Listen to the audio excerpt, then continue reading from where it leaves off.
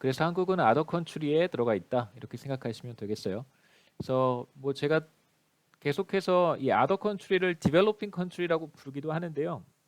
그렇게 크게 신경 쓰지 마시고 advanced country와 뭐 그 이외의 국가들 이렇게 나눠서 보면 좋겠습니다. 그래서 국가별로 크게 두 그룹으로 나누었는데 국가별로 보면 이제 교육 수준의 차이가 많이 나타나죠. 그래서 보시면 이제 재미있는 숫자는 이제 이런 숫자입니다. 이제 2010년 기준으로 한번 보죠. 2010년 기준으로. 그래서 어드밴스드 컨트리에서 2010년 기준으로 교육 수준이 이렇고요. 한국은 이렇습니다. 그래서 어드밴스드 컨트리를 보시면 평균 교육 연수는 11년. 그다음에 한국 같은 경우에는 이거보다 높죠. 평균 교육 연수는 12년 정도 됩니다. 다시 말하면 이제 평균 국민이 고등학교 졸업 정도의 교육 수준을 가지고 있다 이렇게 볼 수 있습니다. 그래서 하이스쿨, 그레주에이트 뭐 이 정도, 하이스쿨 에듀케이션 뭐 이 정도라고 보시면 되고요. 그다음에 이제 아더 컨트리들은 7.5년 비교적 짧죠. 중학교 우리나라 기준으로 보면 중학교 한 1년에서 2년 정도의 교육 수준을 가지고 있고요.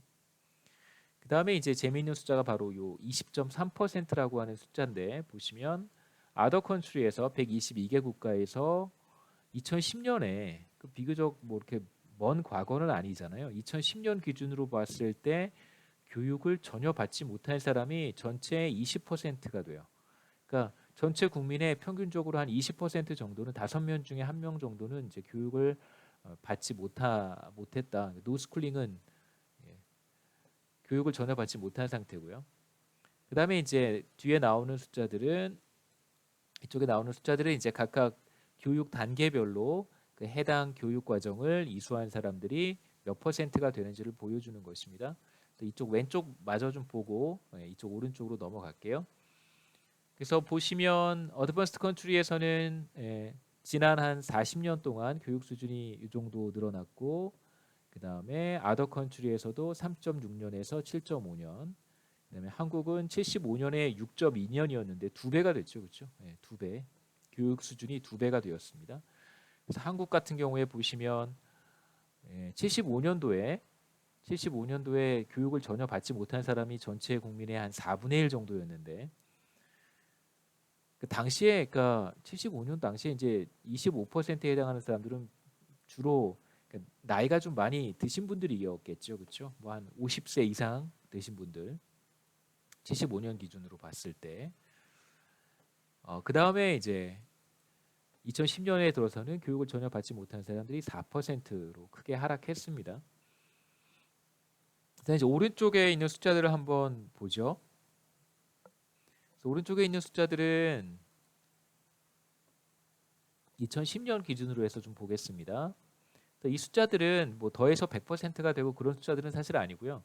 보시면 이제 프라이머리 에듀케이션이 뭐 초등교육 정도라고 여러분 생각하시면 되겠습니다. 프라이머리 에듀케이션을 마친 사람이 어드밴스드 컨트리에서는 93.5% 대다수의 국민이 이제 초등학교를 마치는 거고요. 그다음에 아더 컨트리 뭐 개도국 같은 경우에는 68% 그러니까 3분의 2 정도만 초등학교 교육을 이수한다 이렇게 보시면 되겠죠.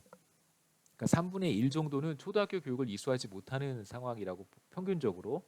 물론 이 122개 국가 안에 한국도 들어가 있기 때문에 사실 이 편차가 어마어마하게 큽니다. 평균적인 수치이기 때문에 그러니까 122개 국가 중에 이제 평균에 있는 어떤 국가를 생각하시면 되겠죠. 한국 같은 경우에는 이제 95%가 초등교육을 마친다 이렇게 볼 수 있습니다. 그 다음에 이제 중등교육, 중고등학교 교육인데 이건 사실 우리 기준으로 하면 우리 학제로 하면은 이건 사실 고등학교 교육보다는 약간 낮은 그런 교육이에요. 그러니까 다시 말하면 한 고1 정도. 세컨더리 에듀케이션이라는 것이 우리로 하면은 하이스쿨 개념은 사실 아니거든요. 그러니까 그 하이스쿨보다 조금 못하고 그렇다고 이제 중등교육보다는 조금 더 높은 고1 정도 대략 한 10년 정도의 교육이라고 보시면 되고요. 아까도 제가 프라이머리 에듀케이션을 보통 초등학교 교육이라고 얘기했는데 그거보다는 조금 높아요. 그래서 한 8년 정도, 그러니까 중학교 중간 정도 수준이라고 보시면 사실 더 좋습니다. 그러니까 우리랑 기준이 조금 달라서 그렇긴 한데요. 그래서 대충 이건 8년 정도, 그 중학교 1학년에서 2학년 수준, 그 다음에 이것은 한 10년 정도. 그래서 우리 기준으로 하면 이제 고등학교 1학년 정도를 마치는 것을 이제 세컨더리 에듀케이션이라고 보고, 근데 당연히 이건 이제 뭐 대학교 졸업, 전문 대학교 정도, 뭐 하이어 에듀케이션 그렇게 생각하시면 되겠습니다. 그래서 한국 같은 경우에는 뭐 고등학교라고 편의상 이걸 얘기를 해보죠.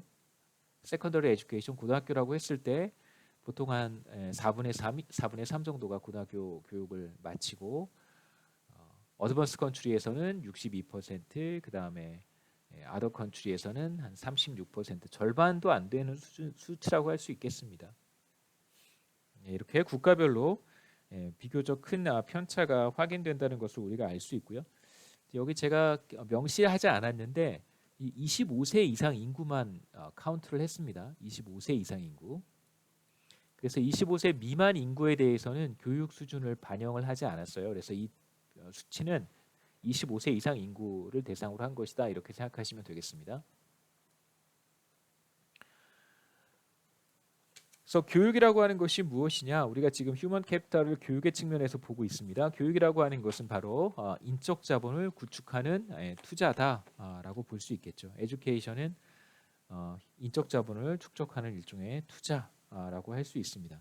그러니까 뭐 굳이 여기에서 아까도 조금 전에 말씀드렸지만 그 교육 수준, 그러니까 예를 들면 12년이라고 하는 교육 수준은 사실 휴먼 캐피탈이고요.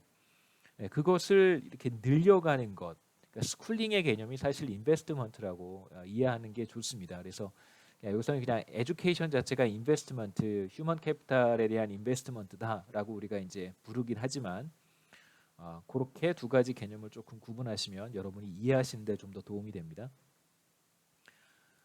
그래서 투자는 당연히 이제 비용이 수반될 수밖에 없어요.